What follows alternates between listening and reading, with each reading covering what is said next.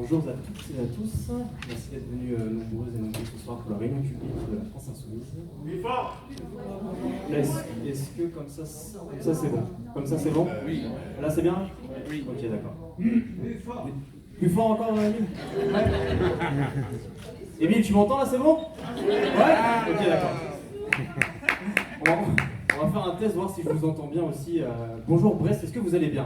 Oui. Moi je vous entends bien, c'est nickel. Parfait. Donc je le redis, merci d'être venu ce soir en nombre. Ça me comble, on va dire.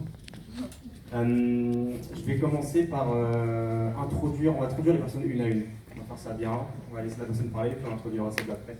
De toute façon, je pense que vous reconnaissez quelques têtes ici. Je vais commencer aussi par vous signaler que là-bas, sur la petite table à l'entrée, vous avez deux choses. Vous avez les affiches de l'AFPS, l'Agence France-Palestine Solidarité, qui fait un boulot vraiment formidable.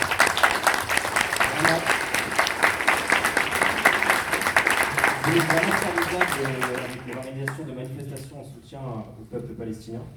Donc n'hésitez pas à aller voir leurs affiches qui permettent aussi de collecter un peu d'argent. Et ensuite, vous avez aussi des fiches contacts d'un beau mouvement qui s'appelle la France Insoumise, et qui permet de laisser vos coordonnées si jamais vous voulez militer avec nous, faire des actions, faire de la politique, en fait, un politique de base, militer. Donc voilà, vous pouvez laisser votre Christophe qui tient la fiche là-bas, merci Christophe, c'est la région en direct. C'est ça, pour laisser votre contact.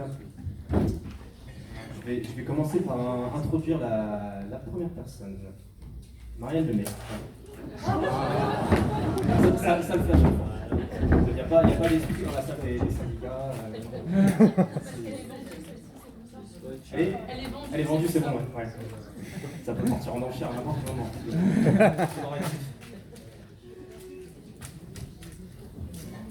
En haut à droite. En haut à droite. Ouais. Avec le coach.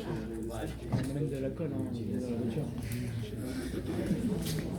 D'ailleurs, juste petite précision, c'est la première fois que je fais ça pour un événement comme ça. J'ai l'habitude de faire ça plutôt pour des battles de breakdance, à vrai dire. Donc je sais pas s'il y a des danseurs dans la salle à main levée comme ça. Est-ce qu'il y a des danseurs? Une. Ça va être chaud pour un battle. Donc on va faire un contrat à la fin. Ça peut partir. Mais c'est pour ça. Donc je disais Marielle Lemay, qui vient des Côtes d'Armor, candidate aux européennes, et qui va vous raconter de l'actualité, une petite anecdote qui est assez malheureuse. Des camarades insoumis de Guingamp qui ont été lâchement attaqués par des militants d'extrême droite. À savoir que ce n'est pas du tout un cas isolé malheureusement, et que ça s'inscrit dans une radicalisation de l'extrême droite sur tout le territoire, sur toute la France. Donc voilà, elle va vous expliquer un peu ce qui s'est passé là-bas, et puis grosse force à eux également.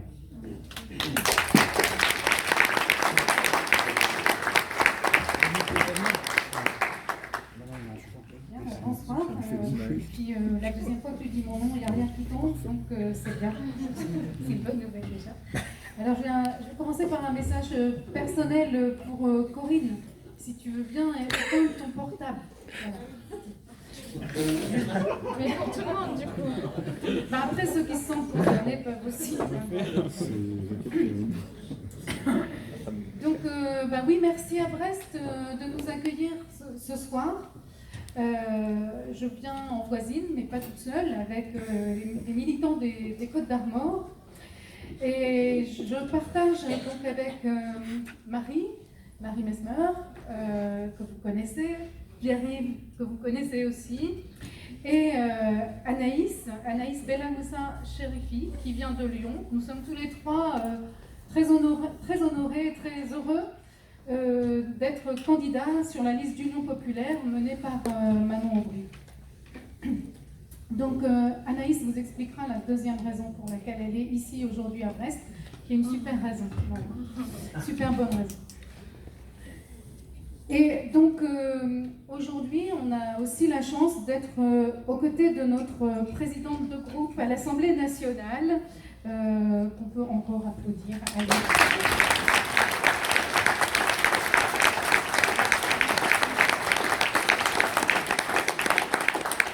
Merci Mathilde d'être venue jusqu'au bout le plus éloigné de l'Europe pour lancer une campagne de changement. Il y a beaucoup de choses qui démarrent par l'Ouest. Voilà, donc on est heureux d'être ici avec vous et de pouvoir échanger, de pouvoir parler, de pouvoir vous entendre tous prendre la parole là ce soir.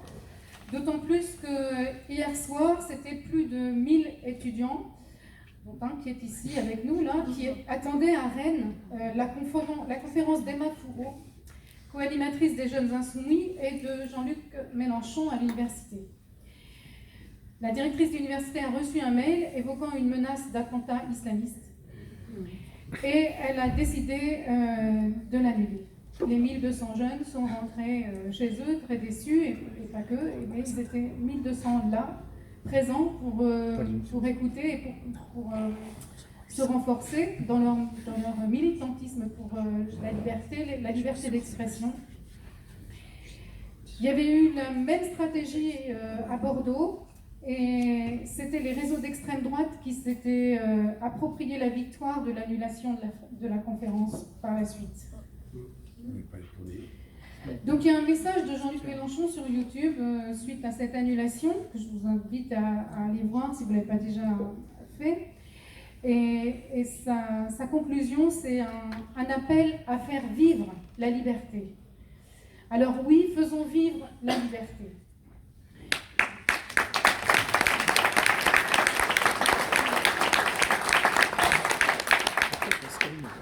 Et c'est ce que je veux dire ce soir à Fabien et à Lénie, qui collaient des affiches samedi dernier à Guingamp. C'était des affiches pour la défense de l'hôpital. Et en même temps, ils ont profité pour coller des affiches pour la liste d'Union populaire, parce que c'est des militants insoumis. Et cet après-midi-là, en plein après-midi, en plein jour, en pleine rue, ils se sont fait frapper, insulter, menacer par 2 autres jeunes, dont un était cagoulé.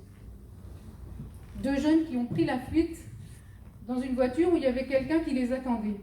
Autrement dit, c'était quelque chose d'organisé, probablement. C'est la liberté d'expression, c'est la liberté d'opinion, fondatrice de notre démocratie républicaine, qu'on a voulu faire taire cet après-midi-là aussi. Comme le faisait, je ne sais pas ton prénom, Malik tout à l'heure, ces faits-là sont à rapprocher avec d'autres, notamment à Calac, où, comme le disait à l'époque notre députée insoumise Muriel Levrault, elle répondait aux représentants de l'extrême droite qui désignaient les réfugiés comme de furieux criminels en puissance. Et elle leur disait, à Calac, les actes terroristes n'étaient pas le fait des migrants, mais bien de l'extrême droite. Je ne vais pas ici énumérer toutes les exactions commises sur notre territoire breton et qui ont continué jusqu'à ce samedi à se perpétrer. Elles contribuent à faire monter un climat de tension et de peur. Pour faire vivre la liberté, pour ne pas être submergé par la colère ou la peur que peuvent nous inspirer de tels agissements, nous devons comprendre d'où ils viennent et ce qu'ils signifient. C'est ainsi que nous pourrons mieux les combattre. Car prendre toujours plus aux plus pauvres, les mettre en concurrence les uns avec les autres, faire reculer l'accès aux droits fondamentaux en détruisant les services publics, voilà ce qui peut expliquer cette montée des idées extrémistes et fascistes chez nos citoyens. La colère, le dépit et la tentation facile de désigner un bouc émissaire, un autre plus pauvre. C'est l'Europe sociale toujours promise et jamais obtenue qui est responsable de ces difficultés. Et dans cet échec, il faut bien, à un moment, y voir une question de volonté politique. Et rapprocher cet échec à celui de notre gouvernement qui devait être le barrage au RN. Et on se rend compte que l'extrême droite n'a jamais été aussi puissante dans nos institutions que depuis que M. Macron est au pouvoir. Alors c'est cette volonté politique que nous devons critiquer, et c'est par une volonté politique autre que nous pouvons changer les choses. Voilà, cette volonté politique pour tout changer, le 9 juin, c'est celle de la liste d'Union populaire. Et voilà, maintenant je vais vous donner la parole. Donnez-nous la force de tout changer, donnez-nous la force de faire vivre la liberté.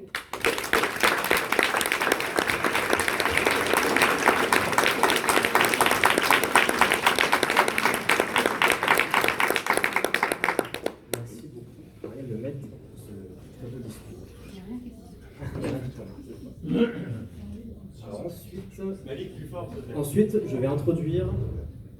Merci de me dire.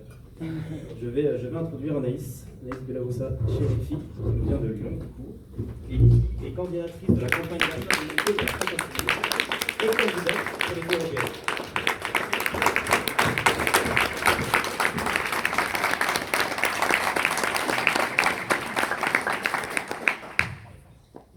Il faut parler fort, oui. Très bien.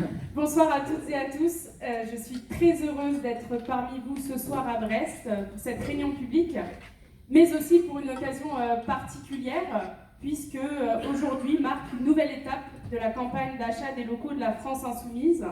Après Perpignan,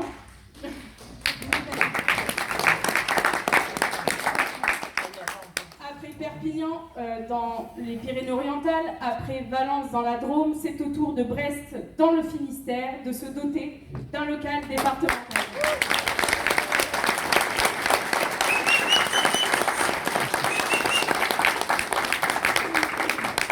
Nous l'avons signé ce matin avec Pierre-Yves et ce fut une fierté pour nous de pouvoir donner au Finistère un local départemental pour que les insoumis et les insoumises continuent d'agir et de convaincre sur leur territoire. Un local dans un département, ça permet d'avoir un point d'appui, mais cela veut dire aussi quelque chose.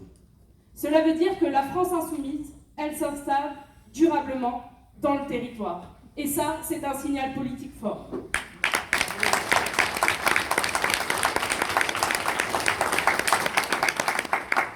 Je veux souligner ici le travail que vous avez accompli, les militants du Finistère et les militantes du Finistère. Vous avez été d'une efficacité remarquable. Vous avez été là à toute épreuve. Je veux vous remercier du fond du cœur. Merci beaucoup.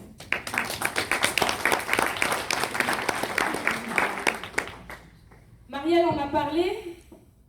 Effectivement, hier à Rennes, je voulais m'arrêter sur la route, puisque de Lyon, ça fait quand même une petite trotte de venir ici. Et j'avais espoir de voir une conférence de Jean-Luc Mélenchon et d'Emma Fourreau, puisque la veille, ils étaient aussi à Nantes et qu'ils avaient fait aussi 1000 étudiants. Ça aussi, c'est un signal politique très fort que nous envoie la jeunesse. Et il s'est avéré que la conférence à l'université de Rennes 2 a été annulée à la suite de menaces reçues par l'université. Et malgré l'aide proposée de la préfecture pour pouvoir assurer la sécurité à la fois de l'université et de la conférence, l'université de Rennes 2 a décidé d'annuler cette conférence via un mail envoyé à 16h30 aux étudiants. Cela, évidemment, a pris de court les organisateurs de cette conférence, puisqu'à cette heure-là, pas moins de 1h30 avant le début de la conférence, il est quand même impossible de trouver des solutions de repli pour 1000 inscrits, 1300 inscrits étudiants. Donc, ce qui s'est passé hier n'est pas anodin. C'est quelque chose en réalité de très grave. Ne pas mettre en place les conditions du débat. C'est bien ça dont on parle aujourd'hui. On a empêché de parler, on a empêché de faire vivre le débat. Cela est grave parce que, en réalité, l'université, c'est le lieu de la réflexion. C'est le lieu du débat, c'est le lieu de la liberté d'expression, mais surtout aussi de l'émancipation. L'université et l'éducation de manière générale sont des composantes nécessaires de la démocratie, car elles permettent à des citoyens de se construire et d'être critiques. On se demande vraiment pourquoi, finalement, ils n'ont pas voulu faire cette conférence. Peut-être parce qu'ils ne veulent pas avoir des milliers de jeunes dans des amphis à revendiquer, à revendiquer des choses. Ils ne veulent pas des citoyens éclairés. Ils ne veulent pas que les citoyens prennent part à la vie de la cité. Non, je crois qu'ils ne veulent pas. Et par exemple, si on prend la question d'inscription sur les listes électorales, qui est là une vraie question, ils n'ont rien fait. La France Insoumise, vous l'avez vu, a lancé une campagne d'inscription sur les listes électorales. Alors, effectivement, une campagne nécessairement provocatrice pour sensibiliser sur la question du vote et de l'inscription sur les listes électorales. À la suite de ça, plusieurs députés insoumis ont interpellé la ministre chargée de la citoyenneté pour faire en sorte de faciliter la procédure, de faciliter l'inscription sur les listes électorales, parce qu'aujourd'hui, c'est 13 millions de Français et de Françaises qui ne sont pas inscrits ou mal inscrits sur les listes électorales. Alors avec ce chiffre-là, À votre avis, qu'a fait la ministre chargée de la citoyenneté? Rien. Alors même qu'Antoine Léaumont, député de l'Essonne, député insoumis de l'Essonne, après l'avoir interpellé sur ce sujet, lui a proposé un certain nombre de solutions immédiates et faciles à mettre en place. À votre avis, qu'a-t-elle fait? Rien, encore une fois. Nous sommes à 3 semaines de la clôture des inscriptions sur les listes électorales. En réalité, ils ne souhaitent pas que les citoyens prennent part au débat et expriment leur voix. En réalité, ils en ont peur. Tout comme nous, la force populaire que nous sommes, ils en ont peur. Et ils ont peur de ce que nous représentons. Hier à Rennes 2, aujourd'hui hier à Rennes 2. Les puissants ont peur. Voilà ce qu'il faut retenir.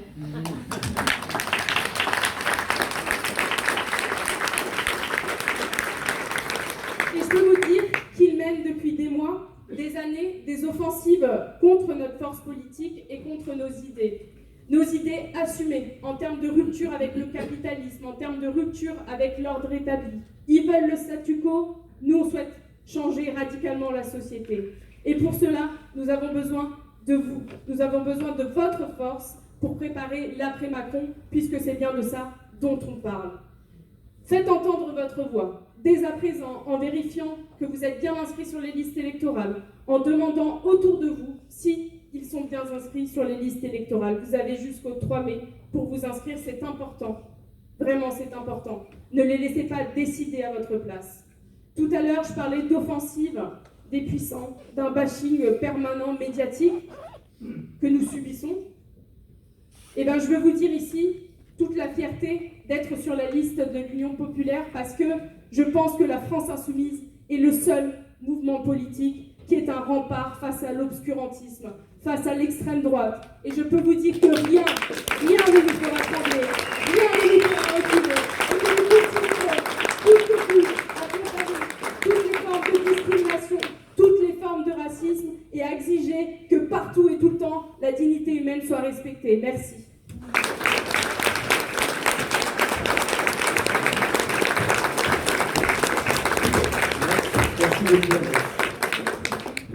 Merci beaucoup. La prochaine personne à intervenir, qui est du cru local, si je puis dire, Marie Messner, du coup candidate aussi pour la liste de l'Union populaire aux européennes.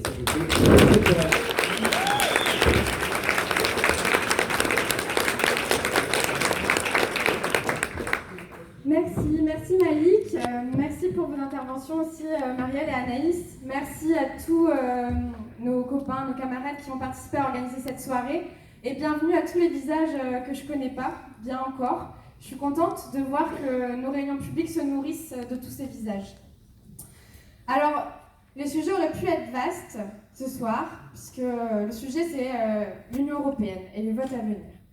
Souvent, on nous dit que l'Union européenne, c'est un peu loin de notre quotidien. En fait, c'est tout à fait faux, puisque l'Union européenne, c'est le prix de l'énergie, c'est le gaz, c'est les barrages qui sont cédés, c'est le travail ubérisé, c'est les droits humains, c'est la question de l'IVG aujourd'hui. C'est tout un tas de sujets de notre quotidien.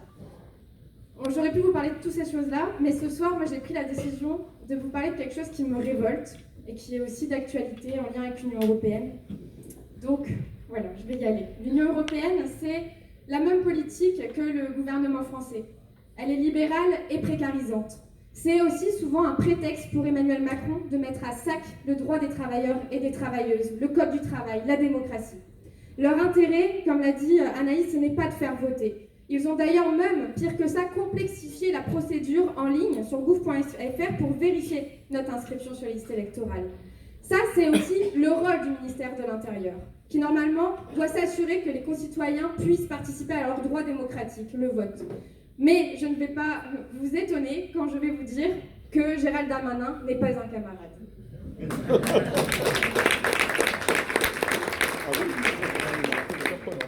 Donc, ils ne veulent pas que le peuple s'en mêle, comme l'a dit Anaïs, car le peuple, en effet, ça n'a pas les mêmes intérêts que les plus riches. Et donc, ça n'a pas le même intérêt que le gouvernement français. J'ai lu il y a peu un article dans l'Humanité, sans doute quelques-uns ici l'ont lu aussi. Est-ce que vous aviez eu l'information ? 50% de notre gouvernement est millionnaire. Ils font partie des 5% les plus riches de France et même pire, un tiers fait partie des 1% les plus riches de France. Et l'humanité nous prévient. Ce n'est pas parce qu'ils ont rudement travaillé, comme ils aiment à le dire, c'est souvent parce que c'est des richesses du capital. C'est-à-dire patrimoine immobilier, actions, héritage et dividendes. Moi, je ne me sens pas de ces gens-là. Van der Leyen, c'est la même chose. Elle a plus en commun avec les plus riches qu'avec le peuple. Son salaire mensuel est de 30 000 euros par mois. 30 000 euros par mois.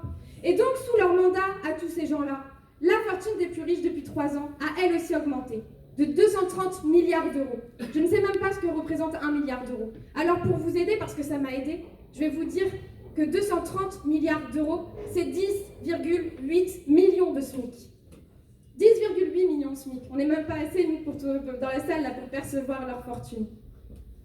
Nous sommes d'ailleurs, en France, un pays record, la gommette verte du capitalisme, puisque la France est le pays de l'Union européenne qui a versé le plus de dividendes l'année dernière. Et c'est pas moi qui le dis, c'est Europe 1 le mois dernier. En parallèle de ces chiffres, un truc un peu plus triste, et que nous, ça nous fait de l'effet, contrairement à eux, c'est qu'un Européen sur 3 saute un repas par jour. Un Européen sur 2 n'augmente pas son chauffage à cause de l'augmentation du prix de l'électricité liée à la spéculation et aux politiques européennes. Pire, un enfant sur 4 en Europe est menacé de pauvreté ou d'exclusion sociale. C'est plus 1 million depuis 2019, donc c'est que la situation s'aggrave. La question le 9 juin, c'est quelle Europe voulons-nous? Est-ce qu'on veut une Europe d'une politique libérale au service des uns, aux dépens de l'intérêt général? Est-ce qu'on veut celle de Macron, qui est vendue au lobby Uber, par exemple, avec ses affaires de SMS, ou Van der Leyen à Pfizer, avec elle aussi des affaires de SMS? Et c'est que pour citer ces affaires-là. Ou est-ce qu'on veut une Europe juste, où le partage des richesses est un sujet qui n'est pas tabou et qui peut être posé sur la table?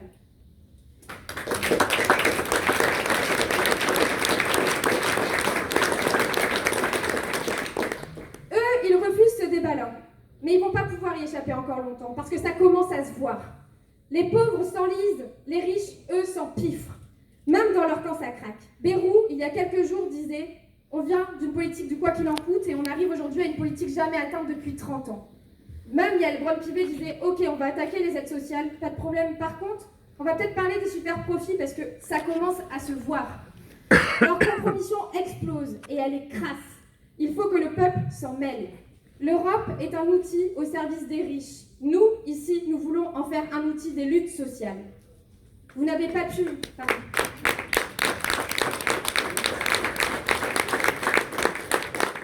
Vous n'avez pas pu manquer les derniers chiffres sur le dit déficit public. Bruno Le Maire annonce 30 milliards d'économies. 30 milliards d'économies sur la recherche, la santé, l'éducation et l'écologie. Et si la recherche, la santé, l'éducation et l'écologie ne sont pas les 4 piliers de l'avenir, il faut me dire ce que c'est. Il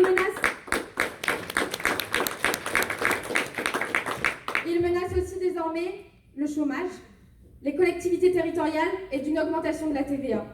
C'est des choses qui touchent uniquement le peuple et pas les plus riches. Ça fait 7 ans que Bruno Le Maire est à l'économie. C'est son bilan et il est catastrophique.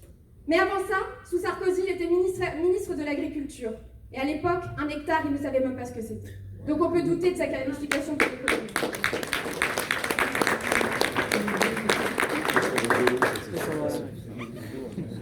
Vous vous demandez pourquoi je vous parle de Bruno Le Maire et de politique française, alors que c'est un meeting sur les européennes, sans doute. Mais justement parce que tout ça est conditionné à l'Europe, à cause d'une infâme règle, une fichue règle des 3%, sur laquelle je veux revenir un petit peu. La règle des 3%, elle est donnée comme ça, et moi je pensais que tout le monde en avait la définition, et en discutant avec mes camarades, en fait on se rend compte que non, c'est juste 3%, mais 3% de quoi? La règle des 3%, c'est une règle qui empêche de faire des politiques publiques au-delà de 3% du PIB. Donc c'est pour ça qu'on en est là. Celui qui a pensé cette règle, qui est toujours vivant, s'appelle Guy Abeille. Guy Abeille, donc c'est une invention made in France, la règle des 3%.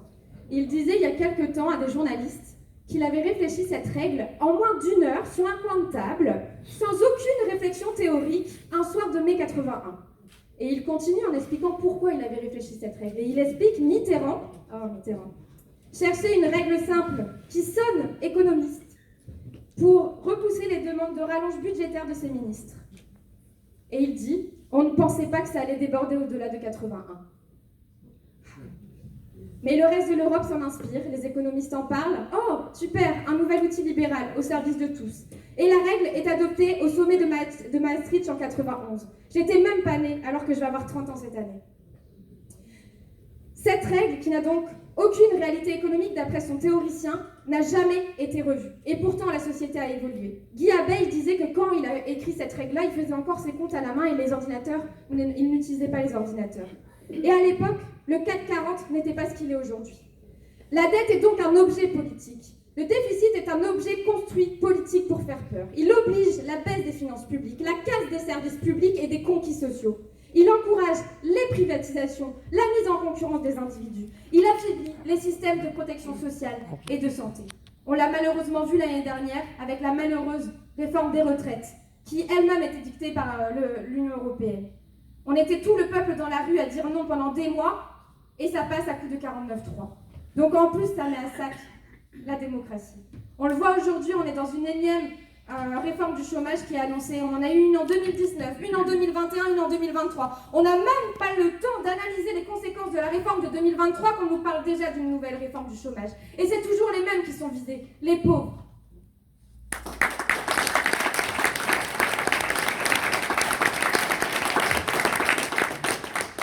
On le voit aussi avec la casse du service public, notamment de proximité. On est bien touché à Brest, ici, puisqu'on perd nos bureaux de poste, là, en ce moment. On est aussi touché dans le Finistère, et partout, je sais, chez nos voisins des Côtes d'Armor, mais c'est partout en France, avec la fermeture d'écoles.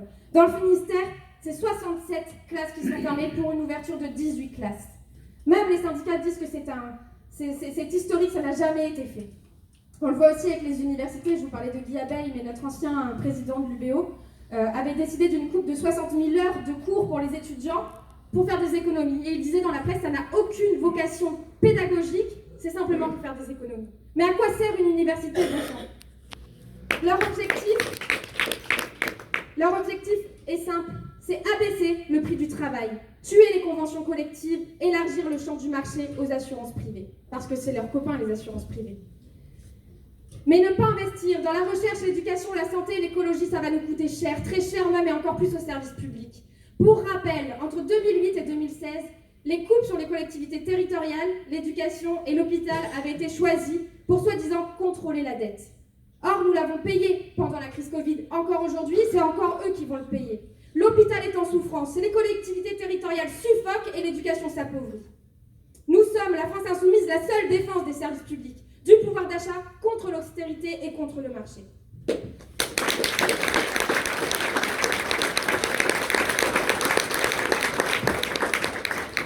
Bruno Le Maire cherche 30 milliards d'économies. Alors allons-y. Il a eu plein de propositions avec l'ensemble de nos députés, avec aussi Attaque là, qui vient d'essayer d'aller lui livrer un chèque de 60 000 milliards d'euros devant son bureau. Il a refusé de leur ouvrir. Moi, la première chose que je vais dire à Bruno, c'est Bruno, augmente les salaires. Augmente les salaires parce que du coup, on consomme. Consommer, c'est augmenter les recettes en TVA. Or, aujourd'hui, on est pris à la gorge et on ne consomme plus. Et surtout, Bruno, taxe les riches, taxe les riches.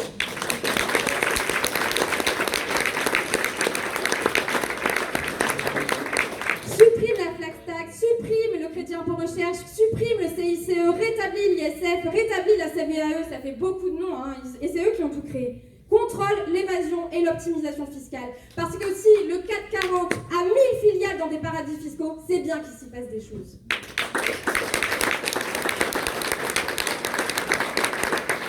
Taxe les transactions financières, les dividendes et les super profits, et même les vôtres.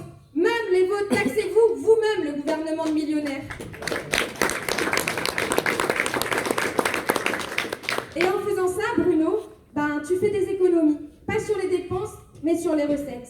Ce que je viens de te proposer, c'est 90 milliards de recettes fiscales sans toucher aux impôts de 90% de la population.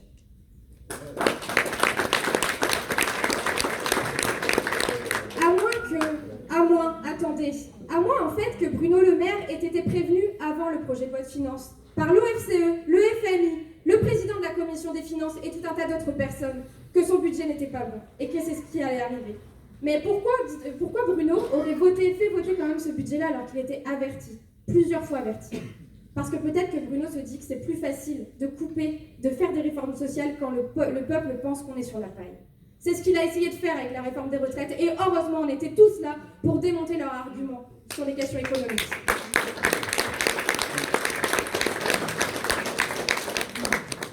Et ne croyez pas que Bardella est autre chose qu'un supplétif du macronisme. Il vote avec les macronismes contre la taxation des superprofits. Il vote contre l'augmentation des salaires, contre l'augmentation du SMIC, contre l'indexation des salaires sur l'inflation, contre le gel des loyers, contre une loi qui permettait de lutter contre les déserts médicaux. Et nous, ici, on sait ce que c'est. Mais ça, c'est quand il vote, parce qu'il faut encore qu'il se déplace. Vous avez dû voir, Jordan Bardella est très, très, très absent du Parlement européen. En 4 ans et demi, c'est 0 rapport et 21 amendements. En 4 ans et demi. Contre, pour Manon Aubry, 5 rapports et 3466 amendements.